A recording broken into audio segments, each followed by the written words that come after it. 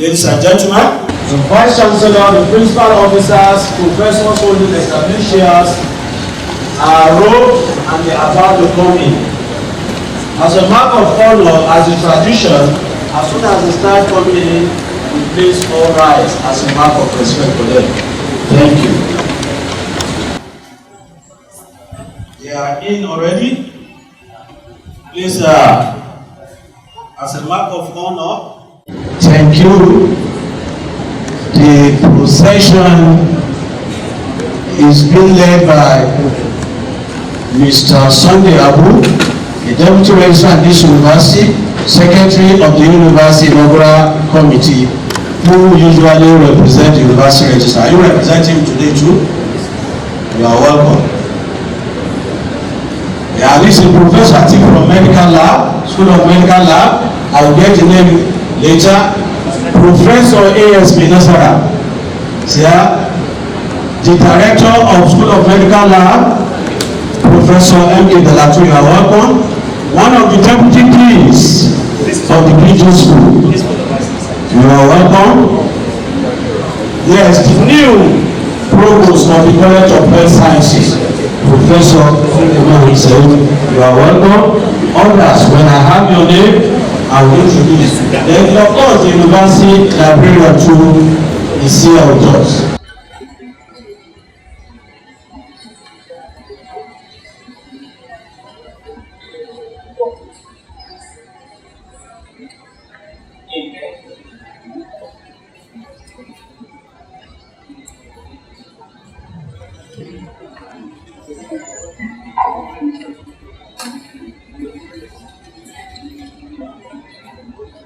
Please be seated. Sit down, please. Thank you. Ladies and gentlemen, before we start, it is good for us to commit ourselves and this program into the hands of God Almighty.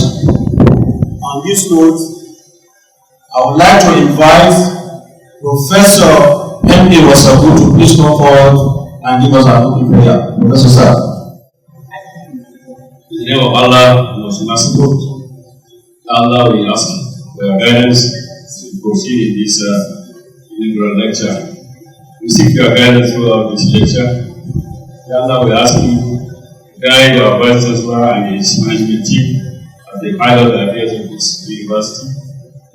Allah, we ask you to guide us and lead us in the right path, the path of those whom you have chosen, not the path of those who have gone astray. Shall we complete this prayer with Pastor Peter? Bismillahirrahmanirrahim. Alhamdulillahi Rabbil Alamin. Ar-Rahmanir-Rahim. Maliki Yawmiddin. Iyyaka na'budu wa iyyaka nasta'in. Ihdinas-siratal mustaqim.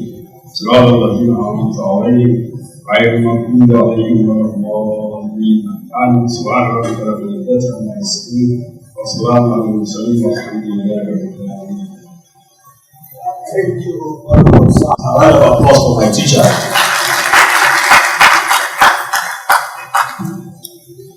The next item on the program of events is the chairman's opening remarks. Chairman's opening remarks.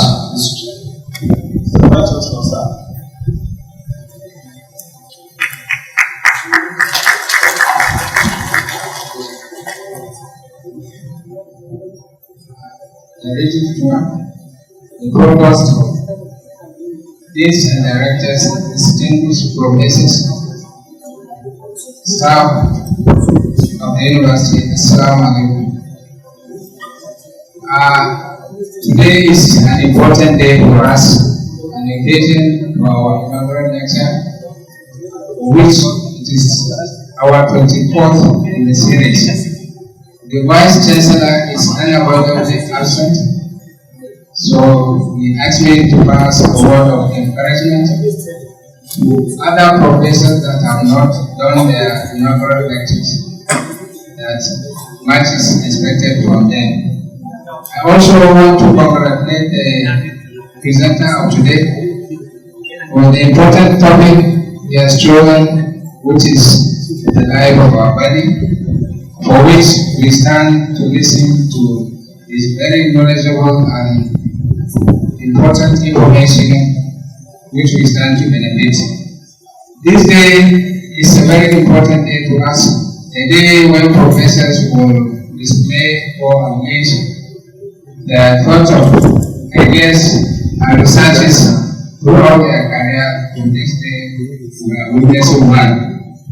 It is also an important day for which the university also stands to showcase the very important and senior academic data for this important epic. It is important to also mention that this day is also a great day for the university because the inaugural lecture is one of the important and central academic activity in the university.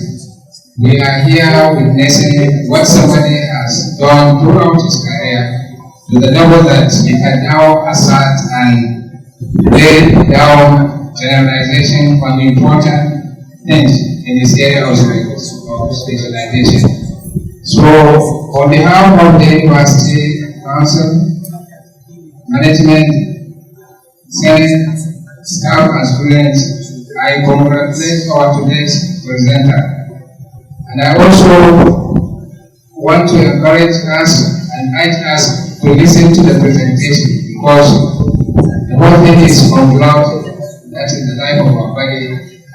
Even if you are a layman, you stand to gain a lot from what is going to be presented. Having said what the Vice Chancellor said, to encourage those that have not done their inaugural lecture presentation to do so, I also want to urge the Central Inaugural Lecture Committee that an activity of this nature should be publicized the more so that the general public will become aware of what is going on and they also stand to learn from this important activity. So I once again congratulate the presenter and I wish the committee organizing this important activity a very successful endeavor. So thank you very much. Thank you very much. The representative of Vice Chancellor, Dr. Ahmed Kaidu, the University Librarian for that remarks on behalf of the Vice Chancellor. These are inclusive. Ladies and gentlemen, these are members of the high table. We have the Director of School of Medical Laboratory Science, Professor M.K. Dalatu. Director, can you please stand up for recognition? We also have the Acting Head, Department of Chemical Pathology, Dr. M.H.L.U. Acting Head, Department of Hematology, Dr. Yahu Abdulrahman. Acting Head, Department of Histopathology, Dr. Ibrahim Muhammad.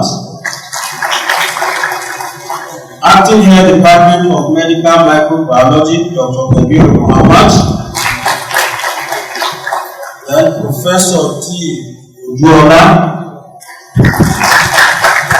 Alhaji Buhari Shehu, Executive Director of Sokoto State Hospital Services Management Board. Professor A.S. Nasara, Deputy Provost, College of Health Sciences. Then in no any particular order place, then the Provost of the College of Health Sciences, Professor Suleiman A. Sayidu. Ladies and gentlemen, these are the members of the high table. Now the next item on the agenda is the citation of Professor Erhabor, and that citation will be delivered by Professor A.S. Nasara, Deputy Provost of the College of Health Sciences. Professor Nasara, please.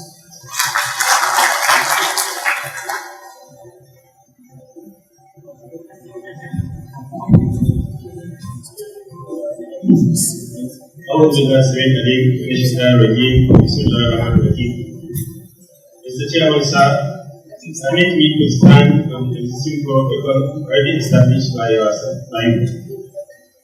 May I at this juncture invite the celebrant to now come and be under my command a few minutes before the end of the ceremony.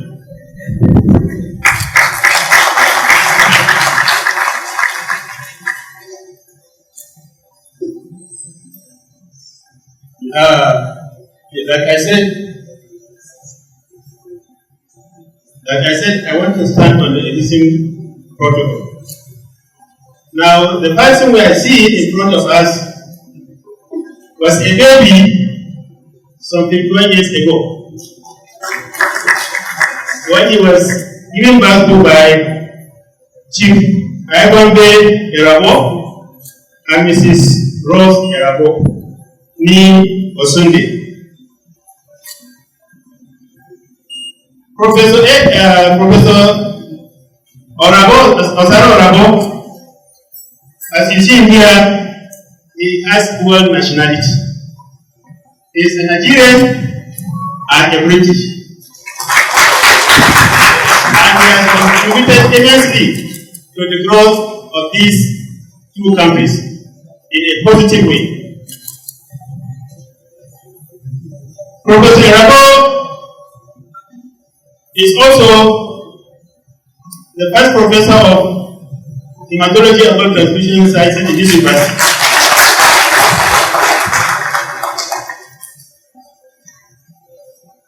He started his educational career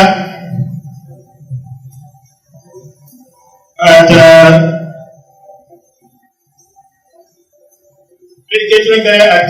Erhabor Primary School, First East Circular Road in Benin City, Edo State. Now, that was between 1976 and 1982. He also attended renowned Edo College and Edo College Grammar School, Benin City, between the year 1982 to 1988. He had BSc, MSc, and PhD from the Rivers State University of Science and Technology. So you can see, as far as education is concerned, he is a Nigerian man to the core. After his PhD, he also attended the University of Greenwich in the United Kingdom. Please, I emphasize Greenwich. I didn't say University of Greenfield, because some of you may think of something that happened in Nigeria. So it's University of Greenwich in the United Kingdom, and San Francisco College of Technology in California, USA, for his postdoctoral and other fellowship degrees programs. Professor Erhabor is an alumnus of Rivers State University of Technology, as we have seen from his educational background, and is also that alumnus of University of Greenwich in the United Kingdom, and that of Francis and Totu College of Technology in California, USA.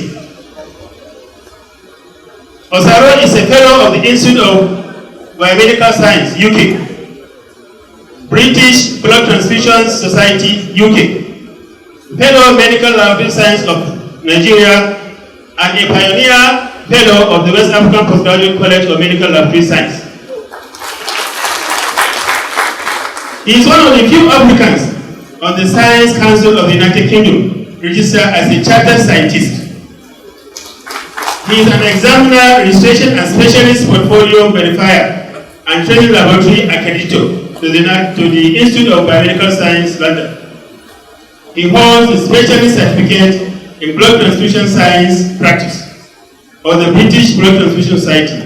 He is also an editor of the Secondary Journal of Medical Laboratory Science and a member of the editorial board of several other international scientific journals. He has authored several books. To his credit, he has 6 international scientific books that he authored himself. And he has also authored 7 chapters in 3 scientific books, along with other academicians.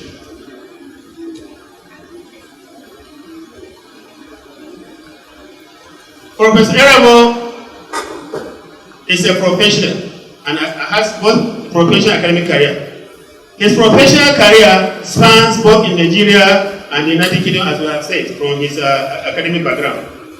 Professor Erhabor experiences include research and bench work at Bupa Hospital in Manchester, Royal Boston Hospital in Bolton, Greater Manchester, and Caithness General Hospital in Wick, Scotland. Publications. This erudite academician is an academician par excellence. He has, to his credit, over 100 scholarly, with 55 of these 100 articles cited in PubMed. And you know what it is. For those who are published, you know what it is for your name for your article to be approved by PubMed. Also, he is a member of ResearchGate. He has about 1,604 citations in ResearchGate. And also 580 reads in the same ResearchGate. And he also holds, based on his articles which he published, he also has 1,405 recommendations across the globe by various academicians. Professor Erhabor has attended over 50 international and national conferences where he presented papers and participated in various deliberations. He is also an excellent examiner to various universities both in the UK and the United States. Special awards.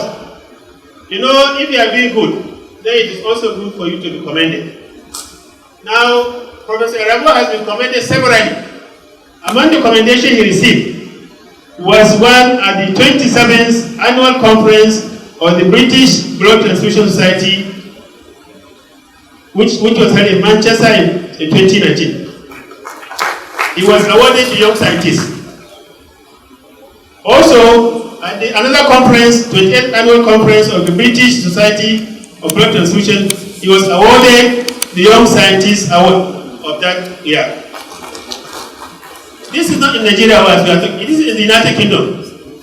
You can imagine for somebody who is from Nigeria, from Edo State, to be recognized even in the United Kingdom. That attests to his academic excellence. Also, he did not stop there. As an academician for excellence, who wants to leave behind something that he can look onto with satisfaction. You know, those of us who are teachers, our most important credit is to see our students going higher than what we have achieved. Any teacher is to his credit that his students should be to achieve higher than what he has achieved. That means he has achieved his life ambition. So therefore, success without a successor is a clear failure. With these immense attributes, Professor Erhabor has replicated and imparted on the lives of many budding scientists that seek to emulate and trade on his footprints. He has trained hundreds of medical laboratory science students, both at postgraduate and undergraduate levels, here in Nigeria and abroad. Professor Erhabor has supervised several undergraduate projects and master dissertations to completion. He has verified registration and specialist portfolios and accredited training laboratories on behalf of the Institute of Biomedical Sciences in 15 hospitals in the United Kingdom. You can imagine what that is. Even in Nigeria, if you have accredited 15 hospitals to train scientists, it's not a small job. Among the activities he has engaged in when he assumed duty here, he has been twice the HOD of the Department of Chemical Haematology of the School of Medical Sciences of Usmanu University, Fodio, and he has also been the PG coordinator of the department. And I want to say that, you know, university, the Senate recently approved this blended examination. Erhabor is one of the few people we have examined when he was in UK for him to take an appointment with Usmanu University. That was about 12 years ago, when the current DC was the DVC Academy. National, professional, and other community services.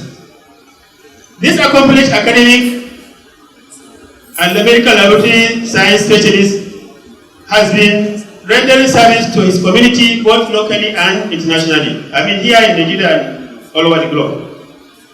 He has been the chairman, Equality and Diversity Work Group, British Blood Transfusion Society in 2006. British Blood Transfusion Society.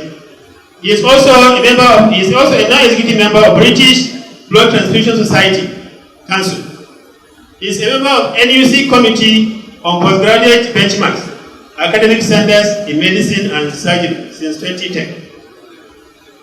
He is also a co-investigator, National Program on Antiretroviral Therapy, South-South Zone, and Team Leader, Antiretroviral Treatment Program, University of Port Harcourt Teaching Hospital since 2006. Professor Erhabor is also an assessor to several universities for their professorial chairs. He is also chairman, Blood Transfusion Faculty, West African Postgraduate College of Medical Laboratory Science since 2010.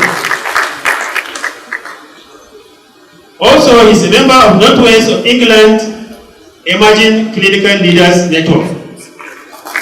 Let me venture a little bit into his private life to see what he's doing there. Professor Erhabor is happily married to Mrs. Angela Erhabor, and they are blessed with 5 children. These children includes Emmanuel, who is now 21 years old, Majesty 19, David 17, Daniel 16, and Michelle 13. He is an ordained deacon, so you can see. When they come to religious angle, he's also there. And he is a former chairman of the local church council and a member of the church board of Winners Chapel International, Manchester, United Kingdom. Please pray for us. Hobbies. Among his hobbies are scientific research, writing, reading, and traveling.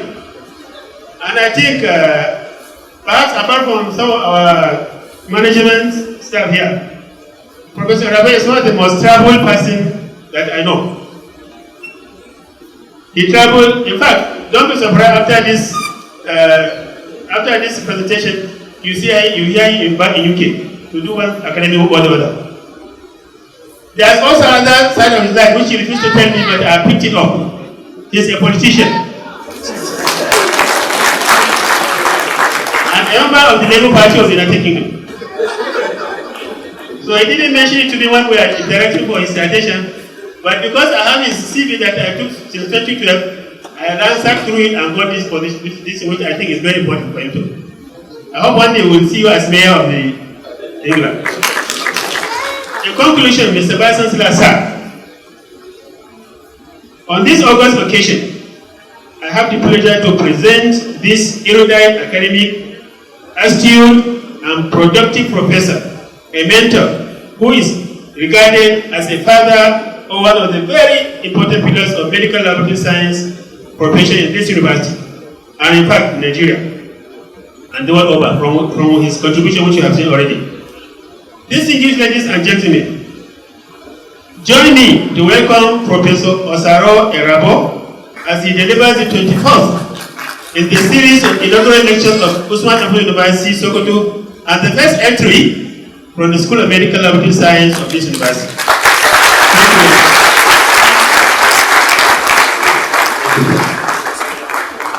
Thank you very much, Professor Nasara, for would like to that 24-day inaugural lecture. Thank you.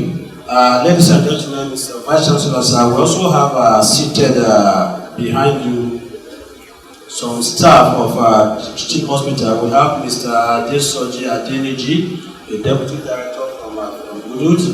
We also have Mrs. Dorcas Ikwebo, also an Assistant Director from Udut. Chief Medical Laboratory Scientist Hassan Sani, Scientist Gimbal Hassan Muhammad, Scientist Armiyahu Ahmad Yalwa. Thank you. We also have the Deputy Dean, Faculty of Art and Islamic Studies, seated somewhere there. Thank you, Deputy Dean. Then Professor Muhammad Amin Mode, the Dean of the Students, Usmanu Fodio University. Professor Mode, you are welcome. Then we have Dr. Ikechukwu Inoike of Medical Laboratory Sciences. Mr. Vice Chancellor. Professor Taiwo, Dean of Dental Sciences, you are welcome to this auditorium. Mr. Vice Chancellor, sir, with your permission, distinguished guests, ladies and gentlemen, it is my pleasure now to invite Professor OSARO Erhabor to come forward and present the inaugural lecture number 24. I welcome you all to this inaugural lecture this evening. The series 24, titled "The Life of the Flesh is in the Blood: Challenges of Blood Transfusion Service Delivery in Nigeria." I would like to start by observing protocol. Vice Chancellor, sir, members of the Governing Council, Deputy Vice Chancellor, Administration and Academics, the Registrar, Bossa, Provost College of Health Sciences, Dean School of Postgraduate School, Deans of Faculties, Director School of Medical Laboratory Science, distinguished professor, great student of Usmanu and Fodio University, gentlemen of the press, gentlemen and women who are watching this inaugural lecture all over the world, ladies and gentlemen.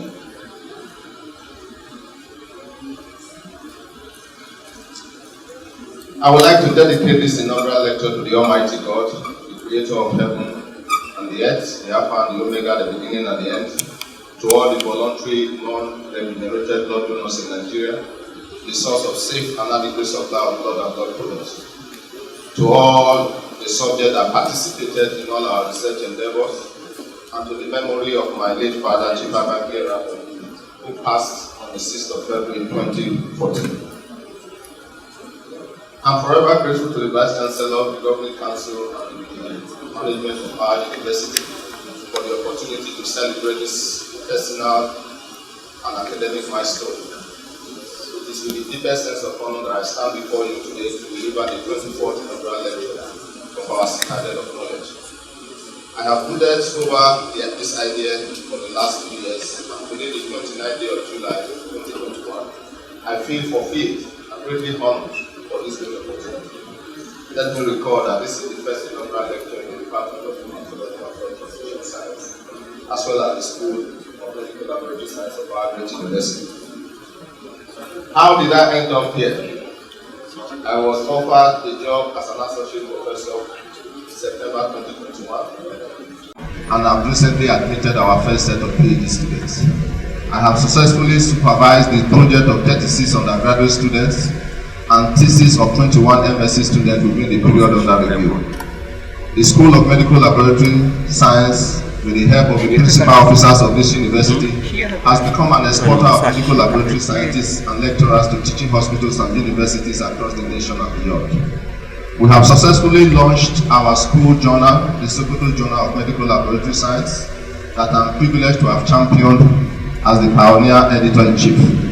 The journal has successfully published over 300 articles, and we are currently accepting articles for volume 6, issue number 3.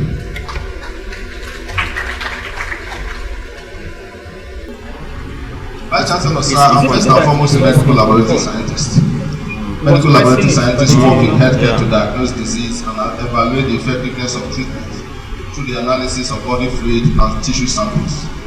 We are the backbone and provide the engine room of modern medicine. 70% of medical diagnoses are based on accurate, precise, and reproducible results generated by medical laboratory scientists. They are the oracles of modern medicine, providing wise and insightful counsel that clinicians need to make an informed decision. As med lab scientists, we consult the God of science using the medium of scientific equipment, diagnostic reagents, and consumables.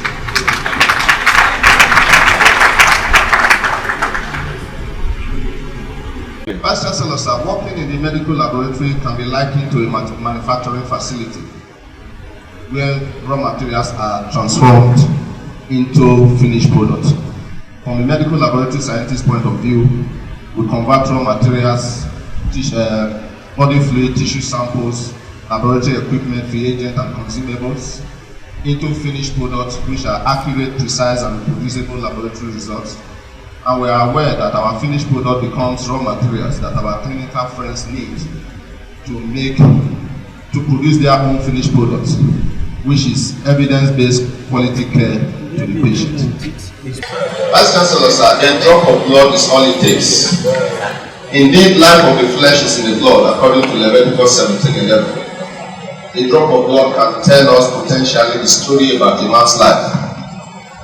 It is indeed a whistleblower. It reflects an individual's life. It can tell the nutritional status, it can tell the presence of a disease, it can tell the predisposition to diseases, and it can provide evidence-based clinical indication for transfusion. As lab scientists, we see things that the ordinary eye cannot see.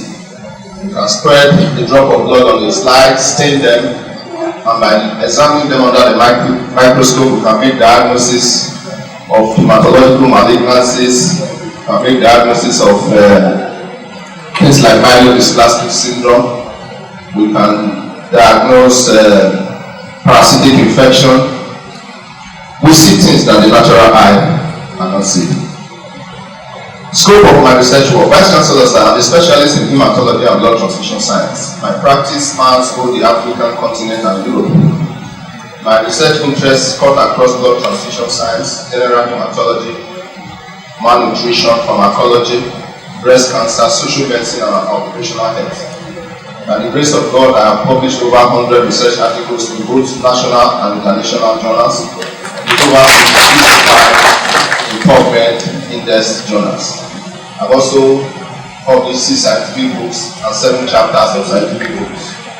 I've also had the privilege to serve as an editor in 3 international books, 2 ongoing, on blood group system, blood transfusion medicine, and sickle cell disease. It will not be possible for me to discuss all this in this lecture. This inaugural lecture will dwell largely on how we can optimize blood transfusion service delivery in Nigeria.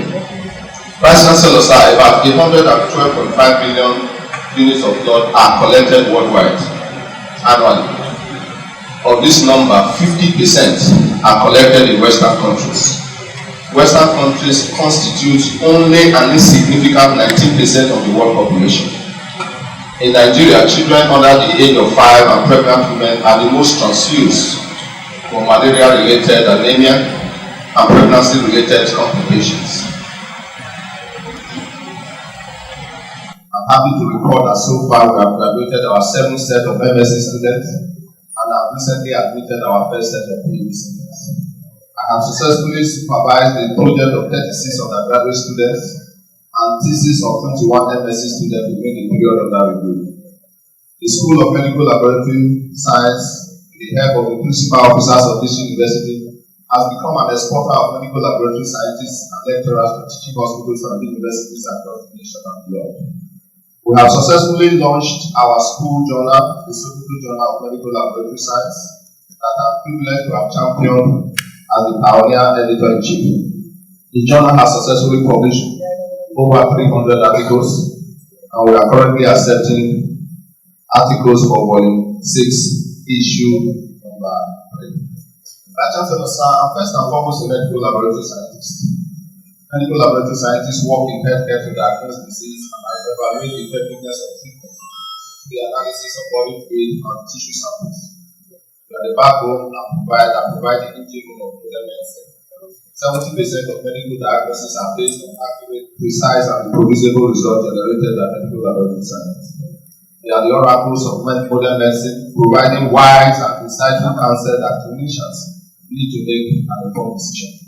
As med lab scientists, we consult the God of science, using the medium of scientific equipment, diagnostic reagents, and consumables. Vice Chancellor, sir, working in the medical laboratory can be likened to a manufacturing facility, where raw materials are transformed into finished products. From the medical laboratory scientist point of view, we convert raw materials, body fluid, tissue samples, laboratory equipment, reagents, and consumables into finished products which are accurate, precise, and reproducible laboratory results. And we are aware that our finished product becomes raw materials that our clinical friends need to produce their own finished products, which is evidence-based quality care to the patient. A healthier hospital begins with a healthier diagnostic service. When you visit the hospital, you may not physically meet a medical laboratory scientist, but yet we are working behind the scene, providing clinicians with accurate results upon which evidence-based management is predicated. Medical laboratory scientists are detectives of modern medicine, assembling and making sense of diagnostic evidence and clues to save lives. In Nigeria, children less than 5 years and pregnant women are the most confused compared to people greater than 65 years in the world. Safe, adequate, and timely blood transfusion save lives and improve health. However, many Nigerians do not have access to safe and adequate blood supply in Nigeria. The question that I've wrestled with in my heart in the last few years is why? Why can we not provide adequate and safe blood transfusion service for our citizens like our counterpart in the West? This blood transfusion in Nigeria faces huge challenges. My central priority in this lecture is to address these challenges and propose solutions. The first challenge we're going to be talking about today is we continue to rely on family replacement donors and commercial related donors. As Chancellor sir, World Health Assembly resolution all WHO member states to develop a voluntary non-remunerated donor-based national blood transfusion service. Voluntary non-remunerated donors are donors that donate blood regularly out of altruism. They are the cornerstone of safe and adequate blood supply.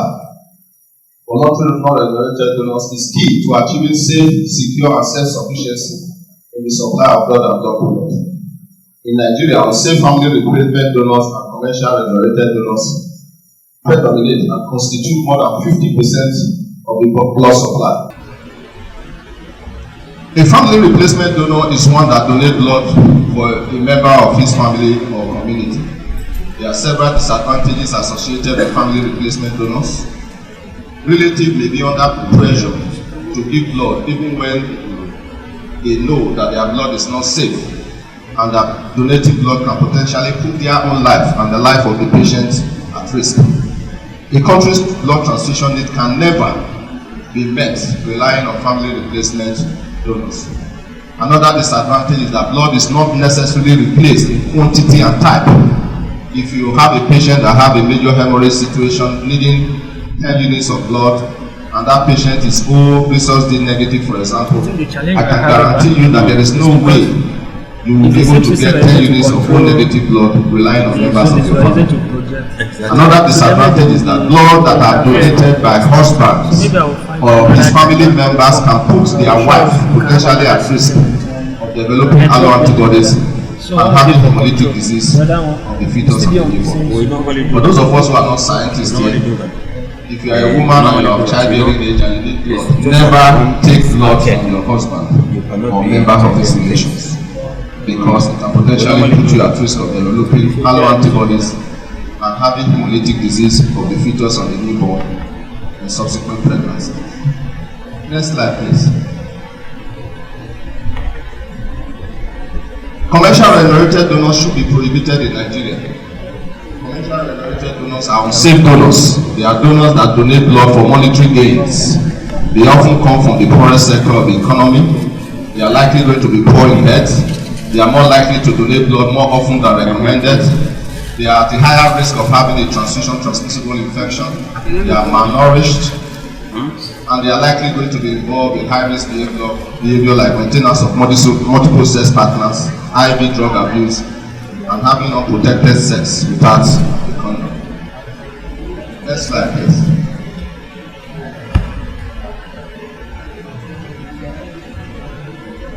Another major challenge we have in this part of the world is the challenge of cold chain management of blood and blood products. Safe storage and transportation of blood is an integral component of WHO's strategy for blood safety. Blood that is inappropriately stored are associated with complications. WHO advocates that blood storage strategy that is implementable in all member countries should be cost-effective, adaptable, affordable, and accessible at every level of the healthcare delivery system, including remote rural setting. Cold chain management of blood is a responsibility that starts from the moment blood is collected from the donor to the point where the blood is a day, 7 days a week, and 365 days a year business. Red cell concentrate, fresh frozen plasma, cryoprecipitate, and platelet concentrate must be stored optimally at 2 to 6 degrees centigrade, minus 30 degrees centigrade, and at 22 plus or minus 2 degrees centigrade in a temperature-controlled environment. Cold chain management of blood preserves, prolongs the shelf life of cellular element and plasma proteins and prevents bacterial contamination. In Nigeria, unacceptable use of non-temperature controlled domestic refrigerators are prevalent. And we also have the challenge of power outages, particularly in teaching hospitals that are not linked to the national grid. Effective storage of blood requires compliance to the 30 minutes rule. 30 minutes rule means that the time that blood is out of a temperature-controlled environment must not exceed 30 minutes at any material time. If it does so, those blood must be discarded. But in Nigeria, sometimes there's no power for hours, and we still go ahead and transfuse those blood to our patients. In Nigeria, the 30 minutes rule does not exist. And it is because of the failure of the stewardship by the Nigerian government to provide uninterrupted power supplies for hospital blood banks. Nigeria is wasting her multi-billion-dollar worth of free-being solar energy that could be used to power the blood transfusion refrigerators. Suboptimally stored blood undergo lesion-related progressive degradation that affect the functional and structural integrity, which include the release of potassium from the intracellular, a fall in ATP, and a fall in 2,3-diphosphoglycemia. This storage lesion can affect the structural integrity and deformability of the red cell that affects the ability of the red cell to pass through microcirculation and to deliver oxygen or perfuse tissues. Storage region can also affect the osmotic fragility and predispose red cell to hemolysis. Hemolysis results in the release of hemoglobin into the plasma, and you know that hemoglobin is associated with oxidative stress, which is include reduced nitric oxide and haptoglobin, and this can have a negative effect on clinical outcome in these patients.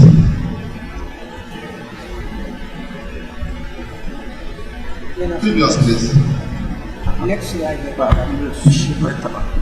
Not only are we wasting our blood supply in Nigeria as whole blood, we are also potentially wasting billions of dollars worth of plasma.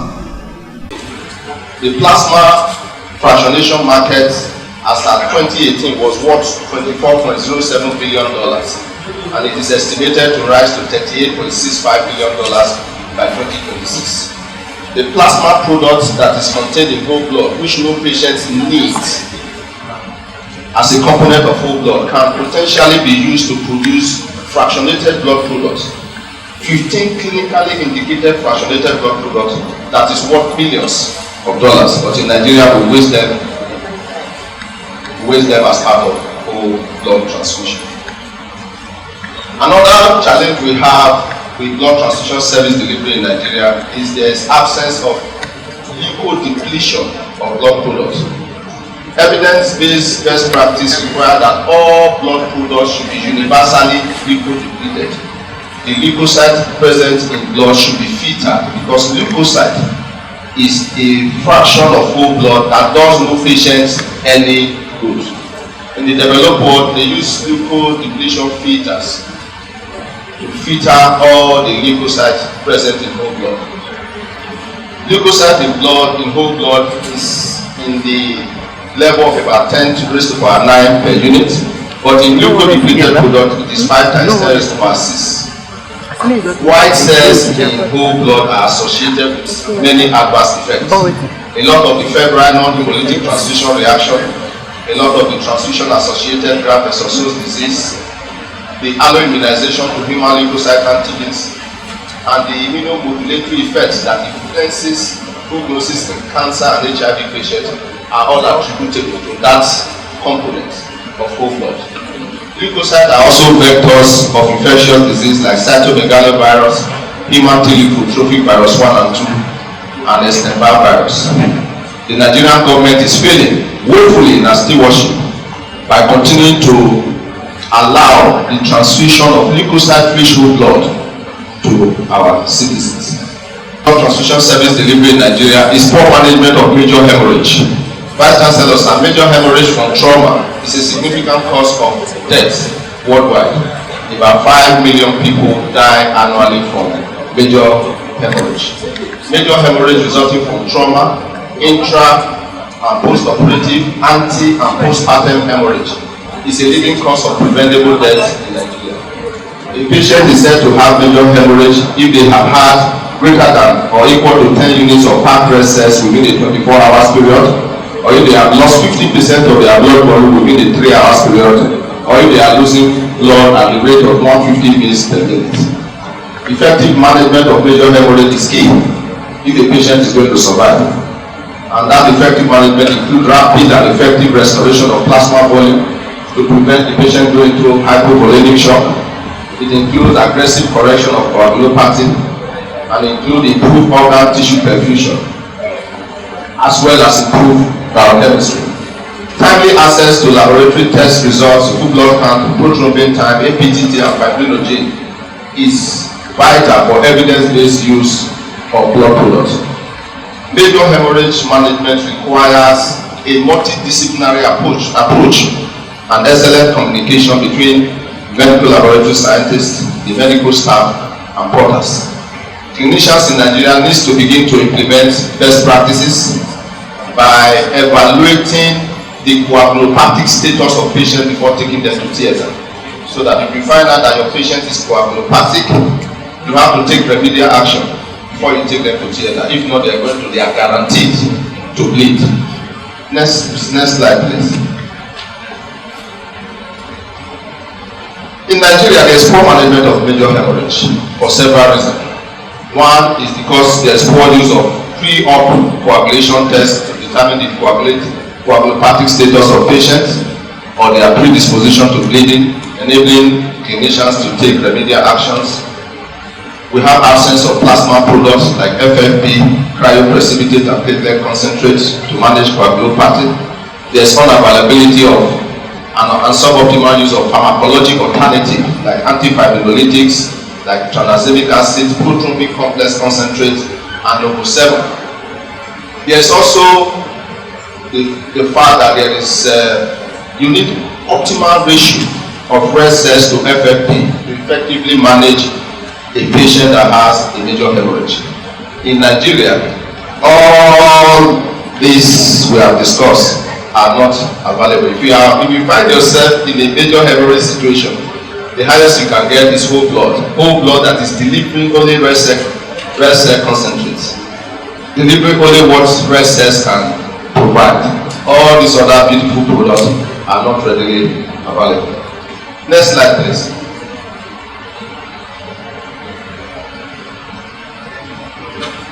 Next slide. Previous, please. So in a major hemorrhage situation, these are the problems we are faced with. Patient is bleeding, and the surgeons and the anesthetists are utilizing their surgical technique, and we are using blood component to manage the bleeding. Their hemostasis is compromised. We are maintaining their temperature, keeping them, making sure that they are normothermic, and we are maintaining optimal pH. Normal pH of blood is between 7.35 and 7.45. You must do everything humanly possible to ensure that the blood of a bleeding patient remains alkaline. Because once it becomes acidotic, the chances of that patient dying is very, very high. And the patient is also losing calcium. Calcium is very important in the hemostatic process, and we are replacing what they are using by giving them calcium chloride. The patient is bleeding, we are going to have hyperfibrinolysis, and to prevent that, we are giving antifibrinolytic agents like apotinine, tranexamic acid, and epsilon aminocarbonic acid. They are losing coagulation factors, and we are giving them the factors they are losing, including fibrinogen concentrate. We're giving them FFP, we're giving them cryoprecipitate. They are losing platelets and they are becoming thrombocytopenic, and we are giving them platelet concentrate. If a patient is bleeding and is having a major hemorrhage situation, three things can kill them easily. One is coagulopathy, the second one is acidosis, and the third one is hypothermia. If you want to manage a patient effectively who is bleeding, you must be able to manage this triad. Next slide, please. These are the beautiful blood product and pharmacologic agents you need to manage a major hemorrhage situation. If you have these agents, you are not moved when the patient comes in with major hemorrhage. But in Nigeria, with none of this, the only thing we can guarantee in Nigeria is whole blood, delivering only red cells. All these other beautiful plasma product, FFP, platelet concentrate, cryoprecipitate, and all these other beautiful pharmacologic agents are not available. Not all anemic patients need allogenic blood. Some can benefit from pharmacologic alternatives. In fact, blood transfusion is only needed, it's only clinically indicated if there are no safer alternatives. Pharmacologic alternative that we can use to limit a patient from bleeding and thus reduce their likelihood to need allogenic blood include things like antifibrinolytics, vitamin K, B complex concentrate, Novo 7. We can also use erythropoietin, oral and IV iron to manage anemic patients and thus reduce their predisposition to having allogenic blood transfusion. There are other non-pharmacologic alternatives that can also be used by our medical colleagues. You have things like direct pressure, use of surgical glue, stabilization of case of vaso-occlusive crisis, and we observe that children who did not attend schooling, children who were in position 6 and above, children whose fathers earn less than 18,000 naira per month, children that presented with Plasmodium, Transfusion, and bacterial septicemia, and those whose parents had poor educational status were more likely to present to children emergency ward with vaso-occlusive crisis. We investigated the antioxidant enzyme, superoxide diabetes, and glutathione pyroxidase among sickle cell disease patients in Sokoto, and we observed that the salt and GPS level were significantly lower among the sickle cell disease subjects compared to controls. Next slide, please. We were involved in a number of blood transfusion related studies. We investigated the distribution of AV and resource group among students attending Usmanu and Fodio University, as well as residents in Usop in Zamfara State. And we observed a pattern of blood group O greater than B, greater than A, greater than AB, unlike what we have in the West, where we have O greater than A, greater than B, greater than AB. All we need is educational, cultural, and religious focus intervention involving community leaders and religious leaders to address all these negative misconceptions and to encourage Nigerians to donate blood regularly. Next slide. We also have the challenge of use of less sensitive conventional tube technique instead of the colon manipulation technique. In Nigeria, we still continue to use tube method in all our blood donation testing, but in the developed world, they have moved further and they are now using the colon manipulation technique. The conventional tube method is time-consuming, less sensitive, and highly subjective compared to the colon manipulation technique. The colon manipulation technique is based on the sealing effect of glass beads, menstrual, and periapical angel. The colon manipulation technique is performed in a microcolon and allows all activated red cells to be trapped on top of the glass bead or within the beads, while the red cells that are not activated filter to the bottom. The use of colon manipulation technique in the developed world has resulted in 65-fold increase in the number of incompatible units. Colon manipulation technique has several advantages. We can use them for all our processes in blood transfusion, including transplant, It is pediatric friendly. All you need is just 40 microliter of patient serum to get compatible blood. You don't need washing. It is not subjective. It does not require a microscope. It is easy to automate. The risk of mix-up is minimal. It is sensitive and can detect bigger antibodies. And it also reduces the time it takes to get compatible reading for our patient. With 15 minutes situation with the program application technique, you can get compatible reading for your patient online, waiting for 45 to 60 minutes with the conventional treatment. So this is what we need to be able to manage the program application technique. They are expensive. Nigeria is not a poor nation. I'm sure we can afford all this and to offer a free for public health transition service for our citizens. Next slide. We also have the challenge of suboptimal use of indication coding tool and implementation of evil vigilance and possibility. That's Chancellor, sir. Non-clinically indicated transfusion puts patients potentially at risk for hemolytic transfusion reaction and transfusion transmissible infection. Effective blood transfusion is the transfusion of the right blood to the right patient in the right quantity at the right place at the right time, in the right condition, and for the right clinical indication.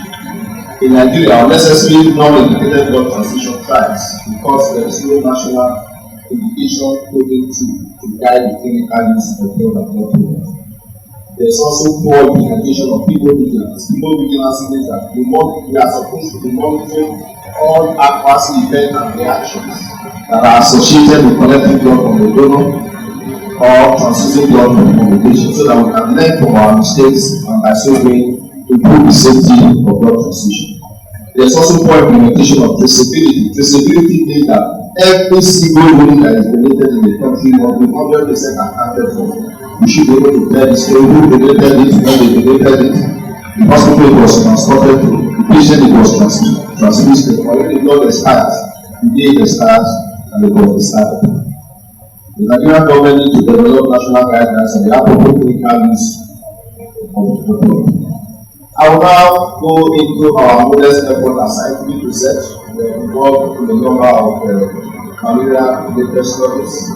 Malaria is one of the most severe public health problems, leading to significant mortality, particularly among children less than 5 and pregnant women. In 2016, malaria affected 216 million people and resulted in the death of 445,000 people, with 90% of common in Africa. Next slide. So we were involved in a number of malaria-related studies. We investigated the hematological parameters among Plasmodium parasitizing infected subjects in Port Harcourt, and we observed that the incidence of malaria, thrombocytopenia, neutropenia, leukopenia was significantly higher among the parasitized subjects compared to control. We investigated the prevalence of malaria among blood donors in the Niger Delta of Nigeria, and we observed the prevalence of 10.2%. We determined full blood counts in 2 cohorts of Plasmodium parasitized children in Sokoto and 2 cohorts of pregnant women in the Niger Delta and Sokoto, and we observed that malaria has a significant negative effect on the hemoglobin, the heart cell volume, and the platelet count of malaria parasitized subjects. We investigated direct anti-human globulin tests among Plasmodium parasitized patients in Sokoto, and we observed that 3% of them had antibodies coating their red cells. We determined the prevalence of malaria among 2 cohorts of pregnant women in Sokoto during the rainy and the dry season, and we observed the higher prevalence during the rainy season of 2022 and the lower prevalence in the dry season. Next slide, please. We also determined the L-arginine level. L-arginine is a precursor for nitric oxide synthesis. We determined the L-arginine level among Plasmodium parasitized preschool children in Usmanu and Fodio University Hospital, and we observed that malaria was associated with hypoalbuminemia. We investigated the serum oxygen concentration among P-Plasmodium parasitized children in Sokoto, and we observed that the serum oxygen concentration was significantly higher among the classified subjects compared to control. We also studied the effect of malaria on some finished parameters of pregnant women in Sokoto, especially some in Sokoto, and we observed that malaria was associated with prolongation in the PD and APTT of malaria classified subjects.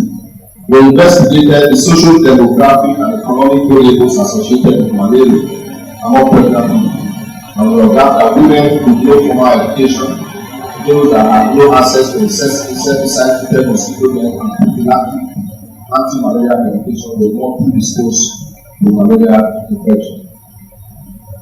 We also were involved in a number of malaria-related studies.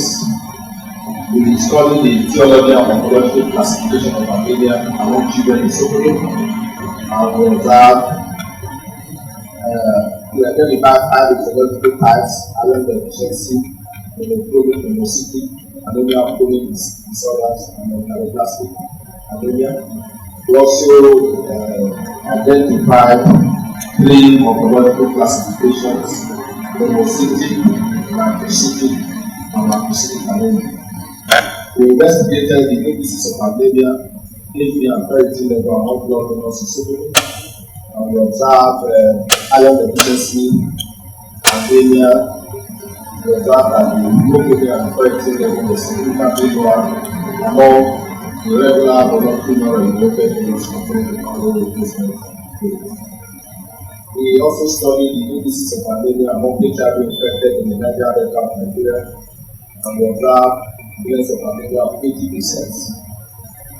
We studied the indices of anemia among pregnant women in Kano and Sokoto, and we observed anemia defined as HB of less than 11 grams per day from 75% and 56.1% respectively. Among the cohort of pregnant women in Sokoto, we investigated the indices of anemia based on the WHO criteria, and we observed iron deficiency. We observed anemia, iron deficiency anemia defined as ferritin of less than 12 nanograms per day and transparent saturation less than 16%, with 23.2, 13.5, and 7.69%. We studied the social demographic factors associated with anemia among pregnant women in Sokoto, and we find out that educational status, gravidity status, and polygamy play a significant role in the prevalence of anemia. We were involved in a number of transfusion-transmissible infection-related studies. We investigated HIV prevalence among TB patients and blood donors in Port Harcourt, and we observed prevalence, a significantly higher prevalence among the TB patients compared to donors. We studied the residual risk of transmitting HIV by transfusing patients with blood that have been sprayed using an antibody-based test in Usmanu University Teaching Hospital. We screened all the donors that were HIV negative based on the antibody-based test. We screened them for P24 antigen, and we observed that 5.34% of those supposedly negative HIV screened blood, 5.34% of them were positive for HIV. We investigated prevalence of cryptosporidiosis and then human T-lymphotropic virus 1 and 2 among HIV infected persons in the Niger Delta and blood donors in Sokoto, and we observed 2.9% to about 1% respectively. We determined the prevalence of HIV among HIV infected patients and children in the Niger Delta of Nigeria, and we observed prevalence of 9.7% and 12.4% respectively. We investigated the prevalence of HIV hepatitis B and C among blood donors in Port Harcourt, and we observed prevalence of 1%, 1.2%, and 0.5% respectively. We screened our biomedical students in Usmanu University for hepatitis B surface antigen, and we observed that 34% of them had viral hepatitis. We determined the prevalence of hepatitis C among blood donors and among individuals in the Niger Delta of Nigeria, We observed equivalence of 1.7% and 3% respectively. We determined the equivalence of syphilis among blood donors in the Niger Delta from the area to Sokoto, and we observed 0.2% positivity in the Niger Delta and 0% prevalence in Sokoto. We determined the hemoglobin F level among sickle cell disease patients in Sokoto, and we observed that the hemoglobin F level was significantly lower was significantly higher among the sickle cell disease subjects in Sokoto, and that the level increases with age.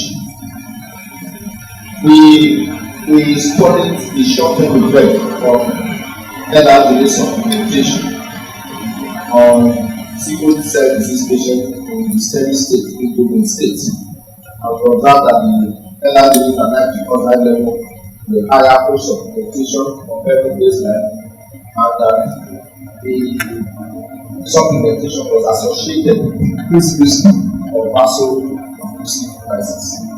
We investigated the socio-demographic distribution of sickle cell disease subjects presenting with Usmanu in the case of vaso-occlusive crisis, and we observed that children who did not attend schooling, children who were position 6 and above, children whose fathers earned less than 18,000 naira per month, children that presented with plasmodium, plasmodium, and maternal septicemia, and those whose parents had poor educational status were more likely to present to children emergency ward in vaso-occlusive crisis.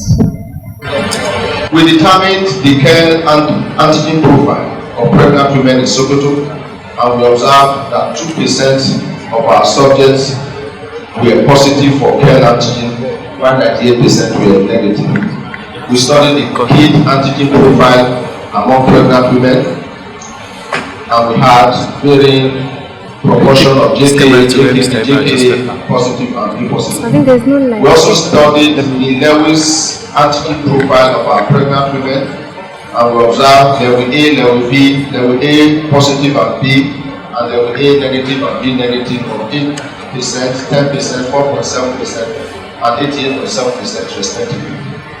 We determined the Duffy antigen profile among our pregnant women attending an antenatal clinic in Sokoto, and we observed prevalence of WA, WB, WA cause, D cause of 1.2%, 5.6%. We studied pregnant women attending an antenatal clinic in military hospital in Port Harcourt for the presence of human-platelet antibodies. Human-platelet antibodies are eliminated in cases of neonatal early immune thrombocytopenia, and platelet refractoriness. And we observed a prevalence of 18% for HbA5a and 30% for HbA5b. We did not find HbA1a, 3a, and 4a antibodies among the pregnant women. Next slide. We were involved in a number of nutrition-related studies. We investigated the antioxidant vitamins A, C, and E among malaria-infected children, preschool children in Sokoto, and we observed that vitamin A, C, and E level were significantly lower among the parasitized subjects compared to controls. We investigated the folate and vitamin B12 levels among pregnant women attending antenatal clinic in Sokoto, and we observed that folate and vitamin B12 level were significantly higher among the pregnant women compared to control. We investigated L-arginine and nitric oxide levels among children in Sokoto, and we observed that the nitric oxide and L-arginine level were significantly lower among the sickle cell disease patients compared to control. We determined the L-arginine and nitric oxide level among hypertensive patients. We observed that hypertensive patients have significantly lower L-arginine and nitric oxide level compared to control. We also determined the ascorbic acid level among plasmodium parasitized children, and we observed that ascorbic acid level of plasmodium parasitized children was significantly lower compared to controls. We also determined ascorbic acid level among children with protein energy malnutrition, and we observed that ascorbic acid level were lower among children with PEM compared to controls. Next slide. I may just need to go a little faster. We also were involved in a number of occupational health related studies. We investigated the effect of occupational exposure to polycyclic aromatic hydrocarbon and total petroleum hydrocarbon among refinery workers in Port Harcourt, and we find out that PAH and TPH were higher among occupationally exposed subjects compared to control. We investigated some hematological indices among petrol station attendants that were occupationally exposed to unleaded PMS, and we observed that the prevalence of anemia was 3 times higher among subjects exposed to PMS for greater than 2 years. We also investigated the effect of occupational exposure on staff working in Sokoto Cement Company, and we observed that the pack cell volume was significantly lower among exposed subjects compared to control, while the Y second and the ESRO were significantly higher. Next slide, please. We investigated the effect of occupational exposure among long-distance truck drivers in the Niger Delta. We investigated the prevalence of malaria in those drivers, and we observed that a significant number of them, 35%, were malaria positive. Just next slide, please. Let's go. Lots of time.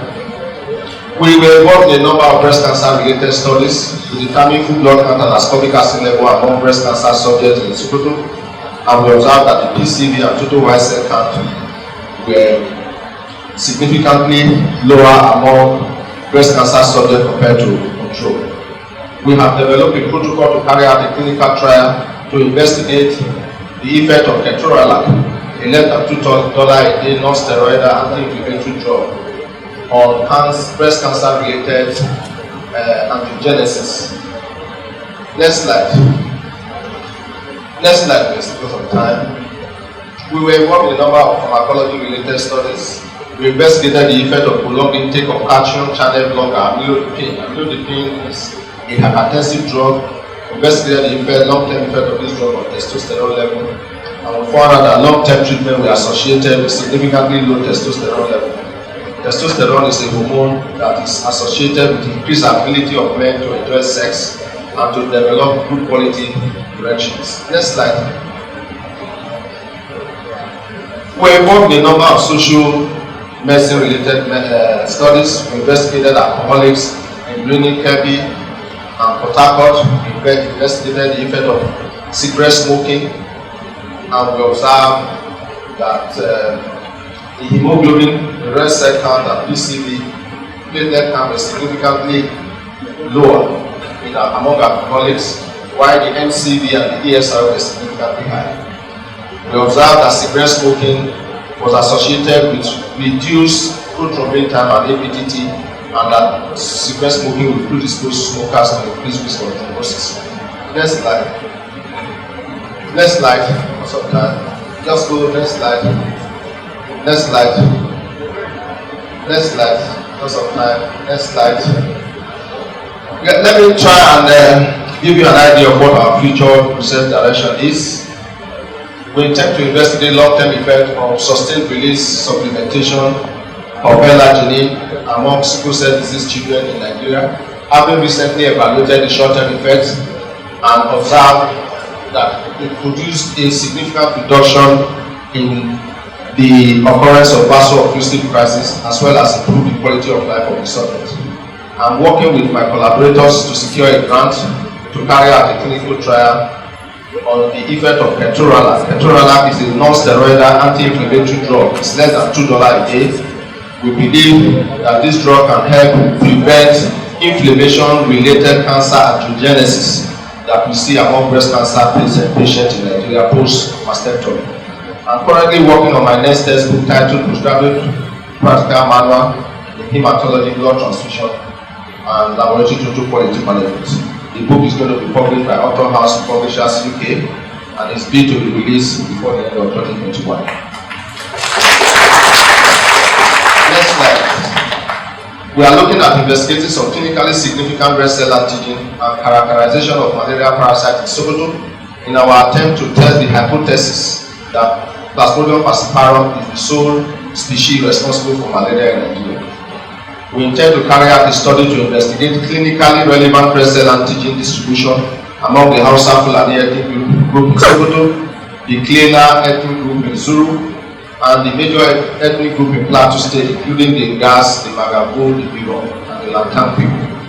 We are currently evaluating Plasmodium parasitized subjects in Sokoto for blood count, hemoglobin, and some antioxidant enzyme in a bid to generate data that can potentially improve the management of patients with malaria in the area. We are investigating patients with prostate cancer in Sokoto for hematological and total antioxidant capacity and lipid peroxidation as a way of optimizing the care that is offered to patients with prostate cancer in Sokoto. Vice Chancellor, sir, I would like to conclude by saying that blood transfusion service delivery in Nigeria is suboptimal. Despite policies advocating for a centralized and regionally based transfusion service founded on voluntary, non-remunerated donors, the hospital-based, highly risky family replacement system is widespread. Blood transfusion is an essential component of effective healthcare delivery and has life-saving potential. Timely access to the right quantity, quality of blood and blood product is key to preventing mortality in patients requiring transfusion.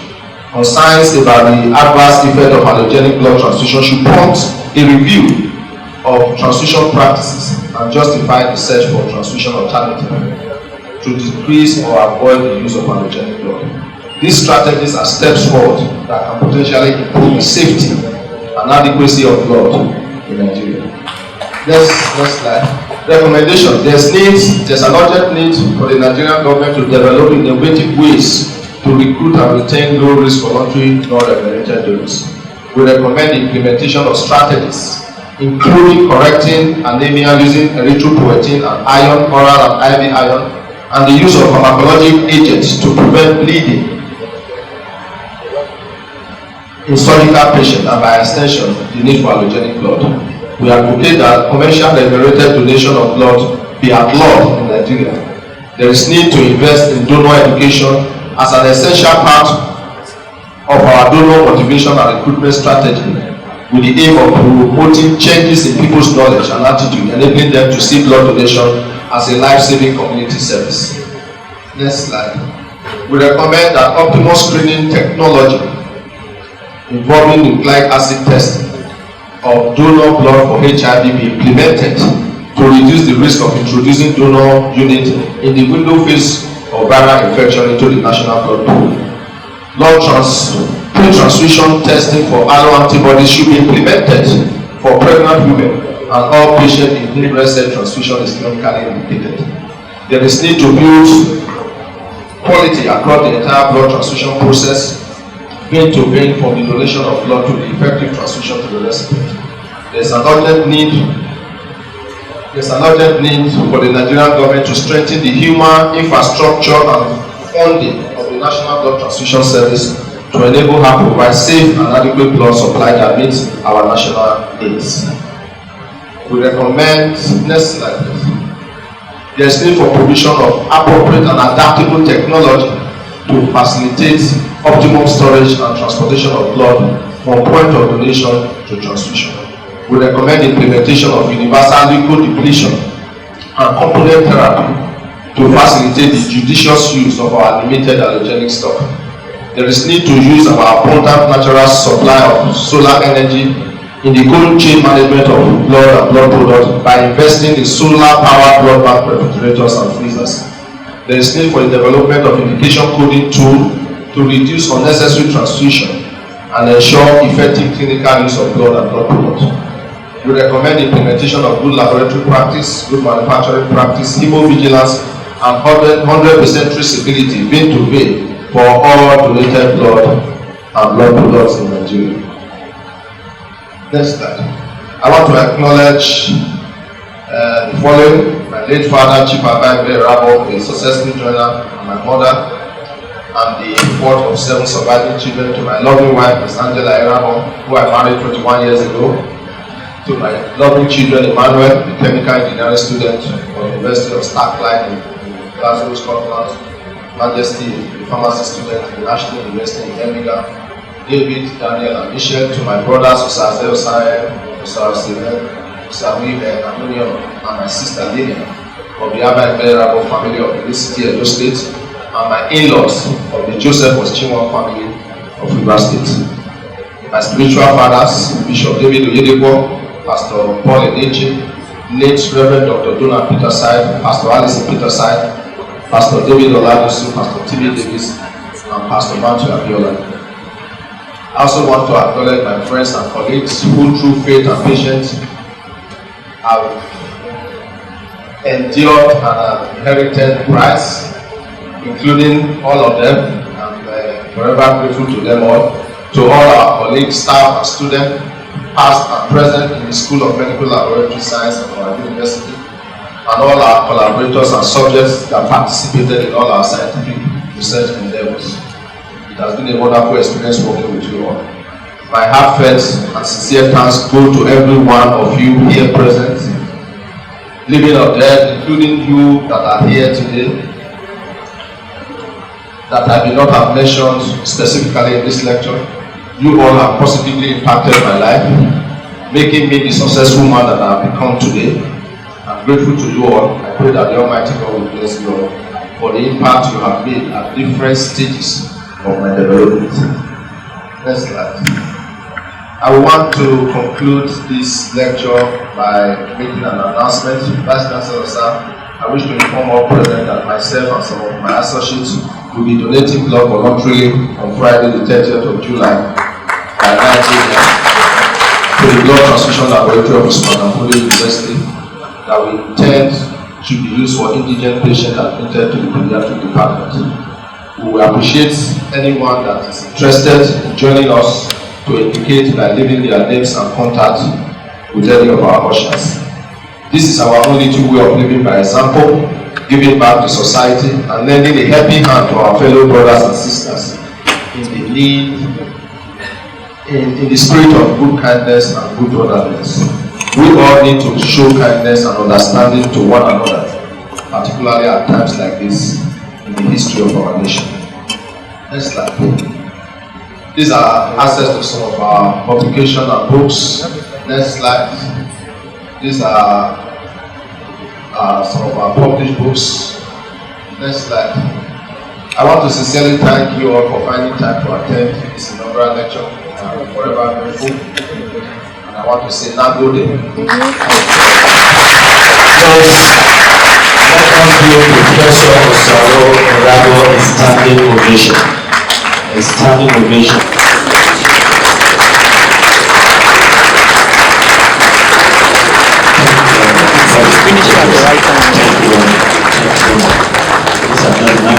Please take your seats. By name, polite to meet you. Oh, thank you. Yes, sir. Can we know your name? My name is Professor Erhabor of Department of Haematology and Blood Transfusion Science in the School of Medical Laboratory Science of Usmanu and Fodio University. Alright, thank you very much, sir. So how was the program? How would you say everything was like? How was the program? Well, we thank God the attendance was good, and we give him praise for all the people that attended. We observed that people observe some level of social distancing, particularly at a time like this when we are dealing with the COVID-19 pandemic, which is quite commendable. And I want to thank the principal officers of the university, starting from our Vice Chancellor. He's been a role model to me.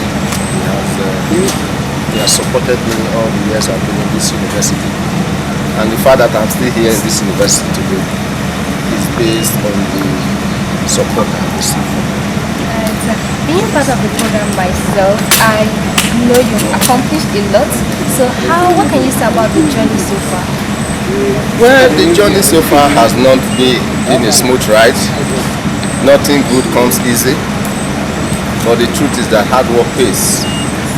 Hard work pays. If you are diligent in what you do, there is no way you will not succeed. The Bible says, the diligent soul shall be made fat. people to be diligent. Whatever is placed in your hand, do it with all of your heart, as if your life depends on it. Alright, sir, so looking at the young ones out there who will be watching this video, what advice do you have to give to those who are aspiring to get to where you are today? Well, my advice for the young generation is that life is not a smooth ride. And we are in the digital age where people want to get rich quick. If you want to be rich, to have wealth that will endure, it must be based on labor. You must work hard. Like I said, be diligent in all that you do. And don't go for the get rich quick model. That is one of the maladies we have in our society. Young people want to get rich at all costs. If you work hard, at due time God will honor you, and you are bound to succeed in all that you set your hands to. And we must be disciplined. The major problem we have in this country is that we must have a change of attitude, and we must be disciplined. There is so much indiscipline in this country. The reason why we are where we are as a nation is because we are not disciplined as a people. If we are disciplined and we have a change of attitude, this country will become the best there is in the world. Thank you so much. Thank you. Thank you.